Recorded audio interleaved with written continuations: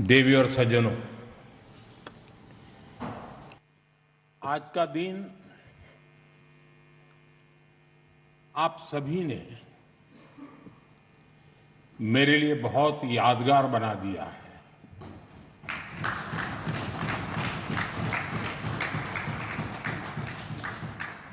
मैं अभिभूत हूं, कृतज्ञ हूं। चरैवेति चरैवेति के मंत्र का जाप करते हुए इस राजनीतिक यात्रा में अनेक उतार चढ़ाव देखते हुए एक दिन ये पड़ाव भी आएगा, मैंने कभी सोचा नहीं था। निर्वाचित प्रधानमंत्री के रूप में निरंतर सबसे लंबी अवधि तक सेवा करने का अवसर, इसे मैं अपना परम सौभाग्य मानता हूं। आपने इस अवसर पर मुझे सम्मानित किया, इतना मान दिया, इसके लिए मैं आप सभी का बहुत बहुत आभारी हूं। साथियों, इतने लंबे समय तक मां भारती की सेवा का सौभाग्य मिलना, ये ईश्वर की विशेष कृपा से ही संभव हो सकता है। और मेरे लिए तो जनता जनार्दन ही ईश्वर का रूप है। और इसलिए मैंने इस सेवा कार्य को हमेशा एक साधना के रूप में ही देखा है। और ये साधना भी एकाकी नहीं रही है, ये एक सामूहिक यज्ञ है जिसमें आप सब ने और अनेकों साथियों ने कर्तव्य भाव से अपना योगदान दिया है। मैं आज इस यात्रा के ऐसे सभी साथियों के प्रति भी अपना आभार प्रकट करता हूं। साथियों, इस अवसर पर एनडीए परिवार के सदस्यों ने एक रिजोल्यूशन भी पेश किया है। ये आप सबकी आत्मीयता और उदारता है, क्योंकि मैं इस यात्रा को अपनी व्यक्तिगत उपलब्धि नहीं मानता हूं। ये हर दृष्टिकोण से हम सबकी सामूहिक उपलब्धि है। ये एनडीए के हर घटक दल की एक समान उपलब्धि है।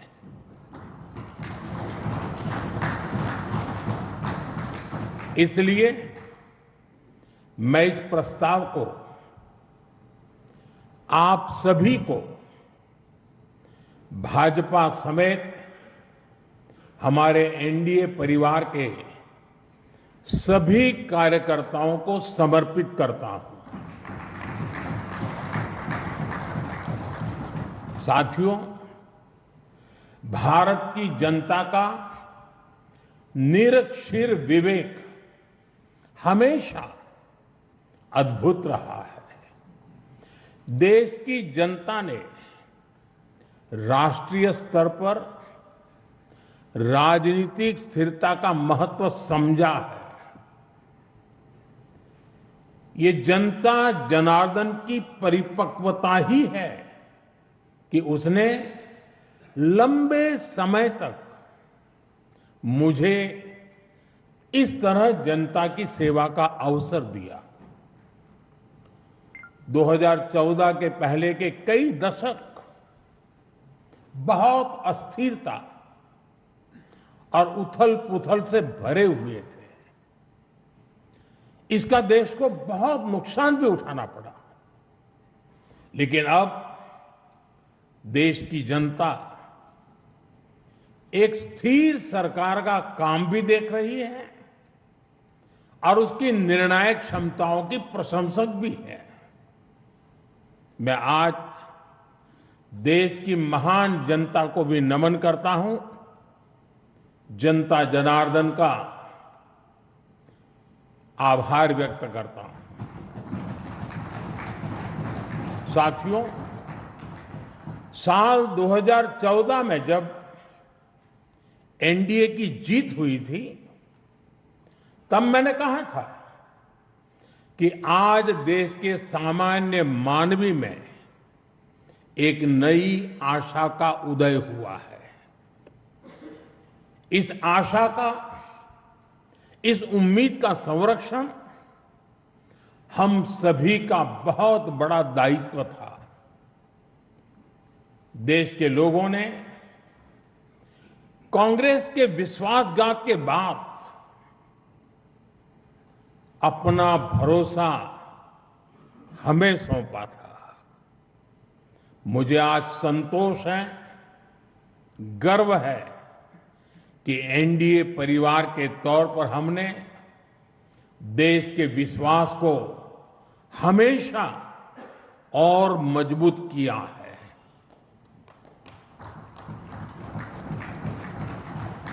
2014 में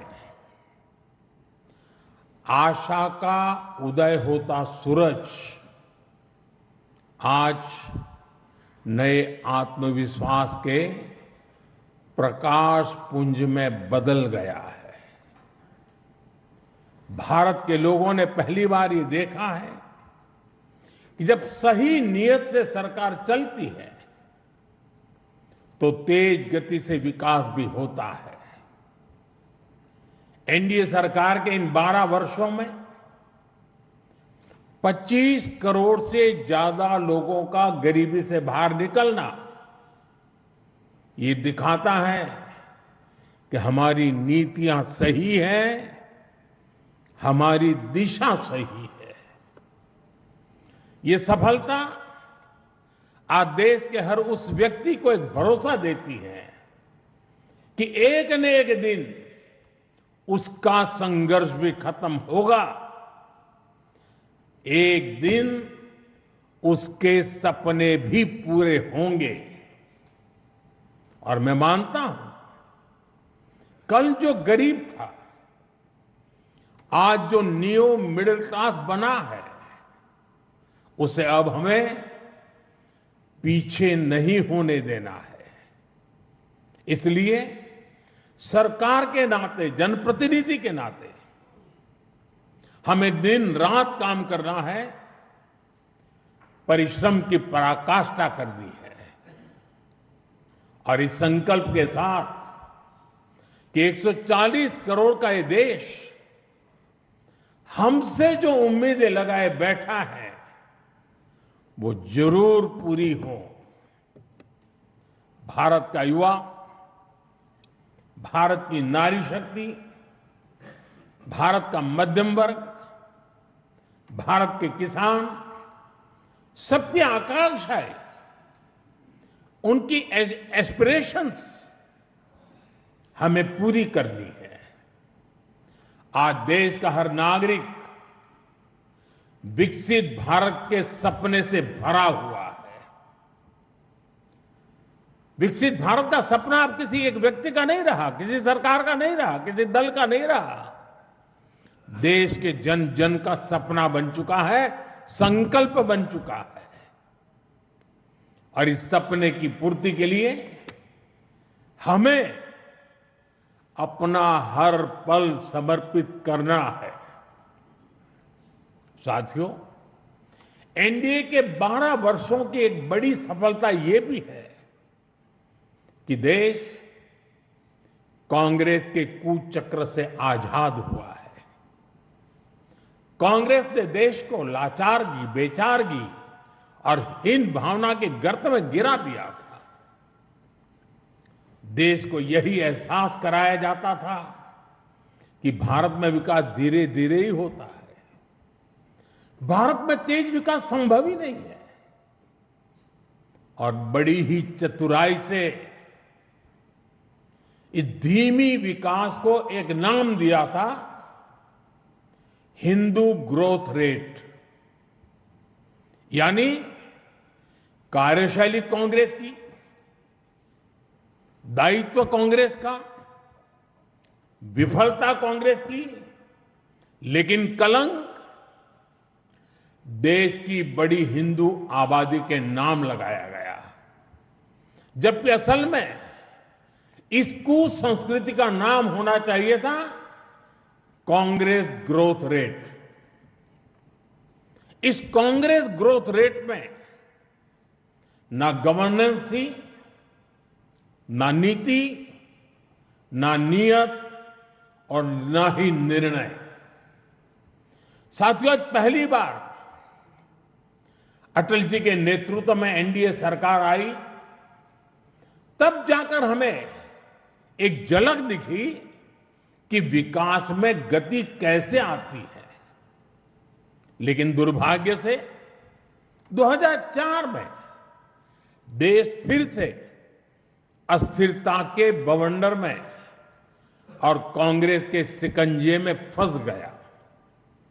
विकास तो दूर की बात है, देश को कांग्रेस ने एक के बाद एक हजारों करोड़ रुपए के घोटालों में घसीट दिया। साथियों, देश का भाग्य फिर तब बदला जब 2014 में एनडीए की सरकार बनी।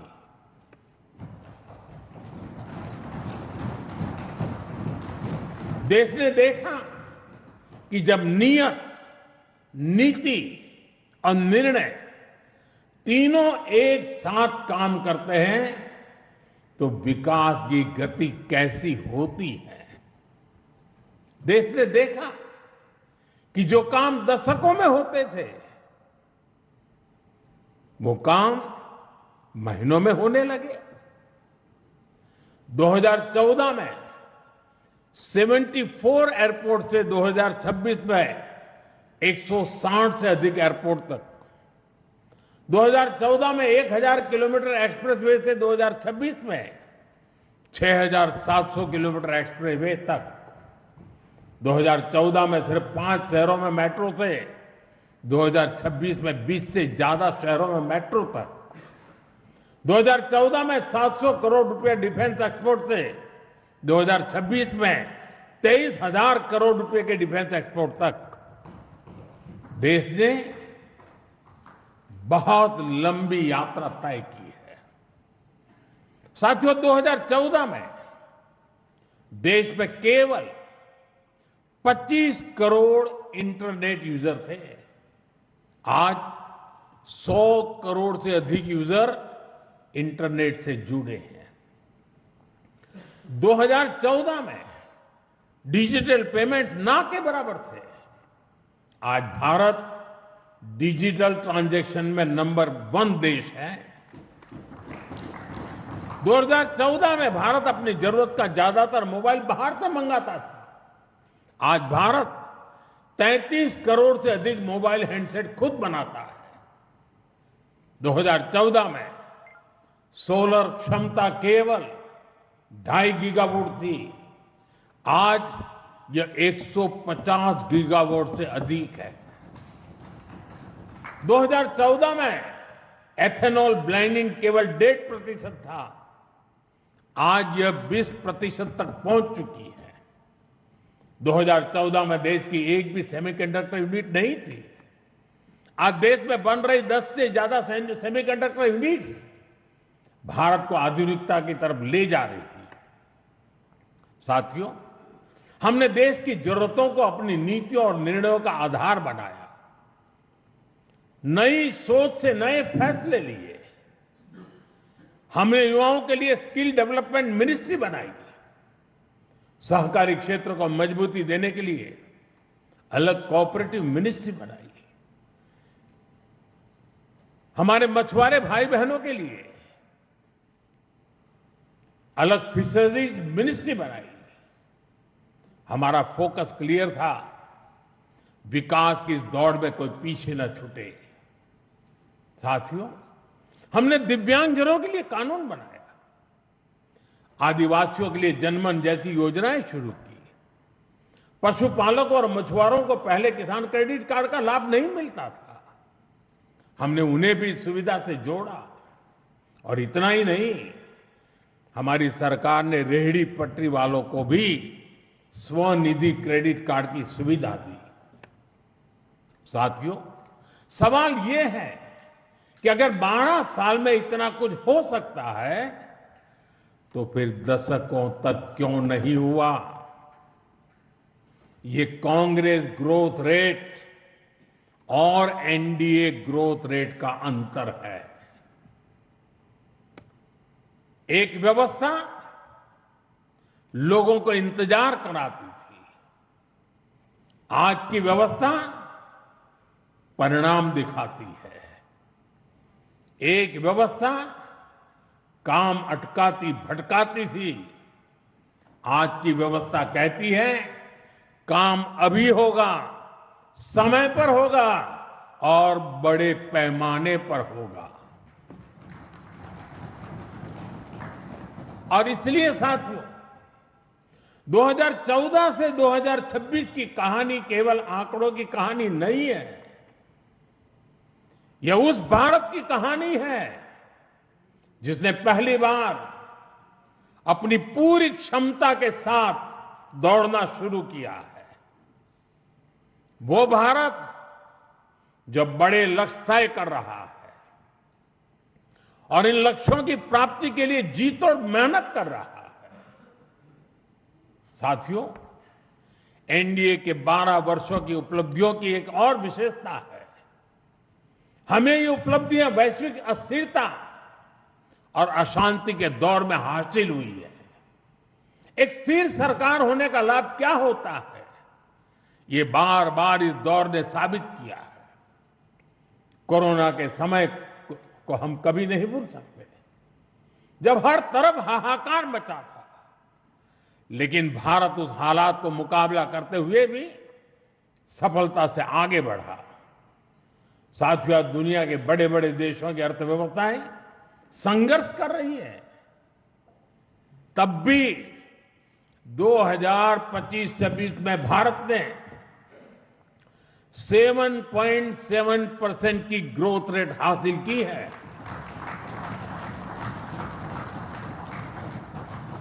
और पिछला क्वार्टर तो जो 31 मार्च को खत्म हुआ, उसमें भी भारत की ग्रोथ 7.8% रही है।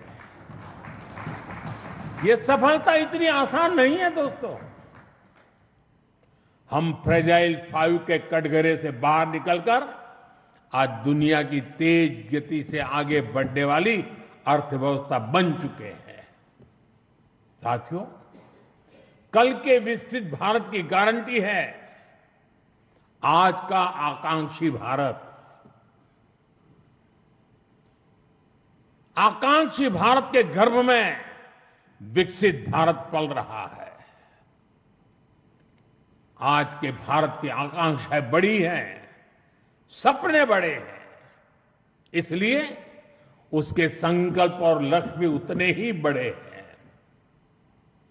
देश की इन आकांक्षाओं का वाहक हमारा मिडिल क्लास है, नियो मिडिल क्लास है। इसलिए हमारी सरकार मध्यम वर्ग के एस्पिरेशंस को पूरा करने में लगी है। मिडिल क्लास की ईज ऑफ लिविंग, उसकी क्वालिटी ऑफ लाइफ, उसके लिए नए अवसर और नई संभावनाएं, हमने हर फ्रंट पर काम किया है। साथियों, 2014 से पहले मिडिल क्लास कानून की उलझनों का सबसे बड़ा शिकार हुआ करता था।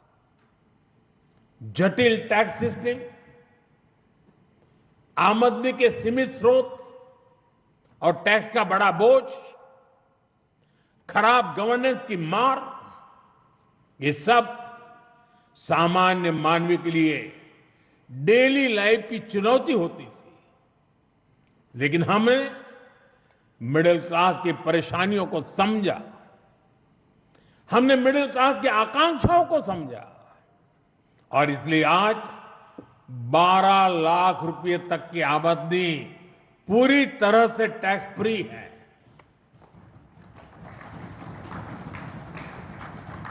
आज देश में सरल और फेसलेस टैक्स सिस्टम है। अच्छे इंफ्रास्ट्रक्चर से उनका जीवन आसान हुआ है।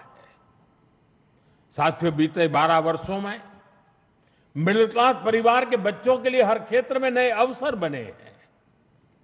मध्यम वर्ग के घर का सपना पूरा हो सके, सरकार इसमें भी मदद कर रही है। घर में इलाज के खर्च का बोझ कम हो, इसके लिए आयुष्मान भारत योजना में बिना आय सीमा के बुजुर्गों को भी शामिल किया गया है।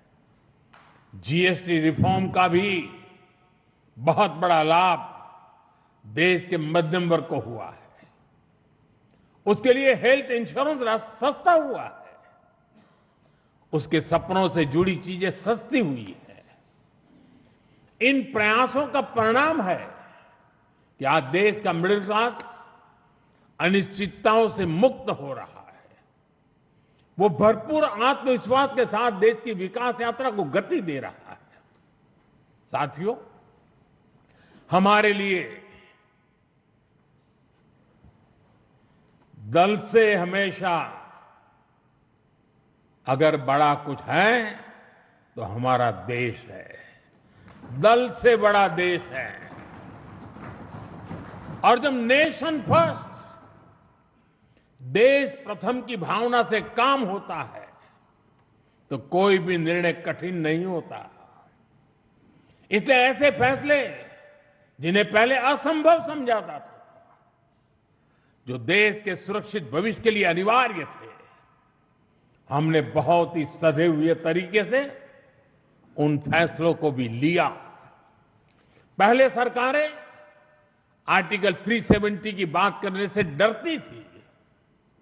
हमने उसे खत्म करके पूरे देश में एक संविधान लागू किया।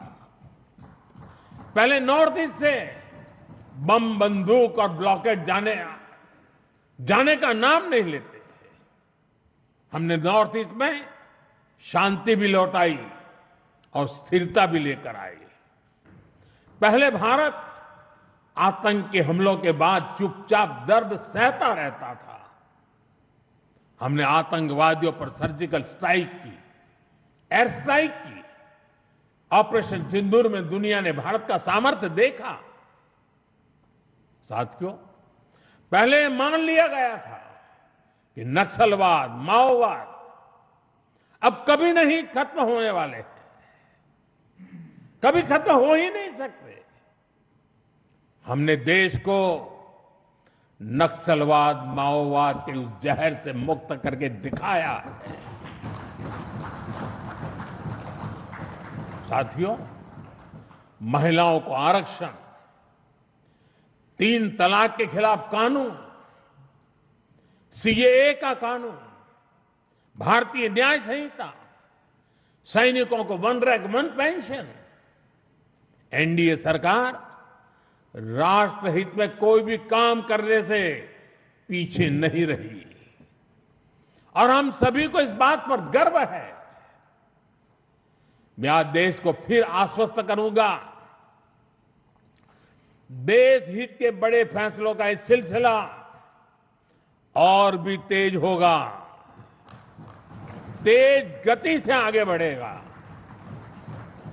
साथियों, बीते 12 वर्षों में देश ने जो कुछ हासिल किया वो दुनिया देख रही है, लेकिन अब हमें अपनी दृष्टि आगे की ओर रखनी है। हमें 2047 के लक्ष्य को देखते हुए उस लक्ष्य को पूरा करने के लिए अपनी स्पीड को और बढ़ानी होगी। हमारा बेंचमार्क अब यह होना चाहिए कि बीते 12 वर्षों में जो स्पीड और स्केल हमारी रही है, उसको हम और अधिक बड़ा और व्यापक कैसे बना सके। आज ग्लोबल ग्रोथ में भारत की हिस्सेदारी लगातार बढ़ रही है। इसलिए भारत को अब ग्लोबल पैरामीटर्स, ग्लोबल कंपटीशन और ग्लोबल पर्सपेक्टिव देखना है। दुनिया भारत से सॉल्यूशन चाहती है। दुनिया भारत में वैश्विक सप्लाई चेन का एक भरोसेमंद पार्टनर देख रही है और हमें दुनिया की इन अपेक्षाओं पर खरा उतरकर दिखाना है। हमें यह समय गंवाना नहीं है और मैं बार बार कहता हूं, यही समय है, सही समय है। सच में फ्यूचरिस्टिक टेक्नोलॉजी में खुद को श्रेष्ठ रखना है। हमें सिर्फ दुनिया जैसा नहीं करना, हमें दुनिया से एक कदम आगे रहना है। अब जैसे एनर्जी सिक्योरिटी है, बीते 12 वर्षों में हमने ऊर्जा में आत्मनिर्भरता के लिए अभूतपूर्व काम किया। मैंने लाल किले से समुद्र मंथन अभियान की घोषणा की थी। ये बहुत ही महत्वाकांक्षी मिशन है। बीते दिनों में ऑयल एंड गैस के एक्सप्लोरेशन को लेकर काफी पॉजिटिव खबरें आ रही हैं। यानी आने वाला समय अनेक संभावनाओं से भरा हुआ है और हमें हर संभावना का पूरा फायदा उठाना है। साथियों, अब हमें 500 गीगावाट रिन्यूएबल एनर्जी के टारगेट को जल्द से जल्द पूरा करना है। सोलर एनर्जी को लेकर तो काम तेजी से चल रहा है, लेकिन अब हमें न्यूक्लियर एनर्जी के लक्ष्यों को भी तेजी से हासिल करना है। अभी हमने दुनिया को दिखाया है कि Bharat fast breeder reactor technology में कितना आगे पहुंच गया है। ये टेक्नोलॉजी हमें न्यूक्लियर एनर्जी में आत्मनिर्भरता की तरफ ले जाएगी। इसी तरह ग्रीन हाइड्रोजन और ग्रीन अमोनिया के मामले में भारत बहुत तेजी से काम कर रहा है। आने वाले समय में ये टेक्नोलॉजी भारत को ग्लोबल ग्रीन एनर्जी मैप में सबसे प्रमुख बना पाएगी और ये नाम बनना पक्का है। साथियों, आज बड़े एक्सपर्ट्स भी का भी अनुभव है कि जिन देशों ने मैन्युफैक्चरिंग के पूरे इकोसिस्टम पर 80-90 के दशक में काम किया, उन्हें उसका फायदा इस सदी में मिलना शुरू हुआ। भारत ने 10-12 वर्ष पहले जिस इकोसिस्टम पर काम करना शुरू किया, उसका लाभ अब देश को मिलना शुरू हो गया। 2014, 15, 16 के कालखंड में जो बात नींव डाली गई, उसके फल अब दिखाई देने लगे हैं। भारत तेजी से दुनिया का मैन्युफैक्चरिंग पावर हाउस बनने की ओर आगे बढ़ रहा है। साथियों, energy, minerals, chip, battery storage, space, drone, data centres, quantum computing, artificial intelligence, ऐसे हर सेक्टर, हर टेक्नोलॉजी एक दूसरे से जुड़ी हुई है। ये एक दूसरे की पूरक है। भारत इनके लिए विदेशों पर निर्भर नहीं रह सकता, क्योंकि ये भारत की आर्थिक और स्ट्रेटेजिक हर प्रकार की सिक्योरिटी से जुड़े विषय है। और तभी भारत सेमीकंडक्टर इकोसिस्टम पर इतना फोकस कर रहा है, तभी क्रिटिकल मिनरल्स को लेकर मिशन बोर्ड पर काम चल रहा है। साथियों, शिपिंग सेक्टर में भारत आत्मनिर्भरता के नए लक्ष्यों के साथ आगे बढ़ रहा है। हम एक ऐसे फ्यूचर की तरफ बढ़ रहे हैं जहां हम मेड इन इंडिया शिप पर ट्रेड करेंगे और कंटेनर भी मेड इन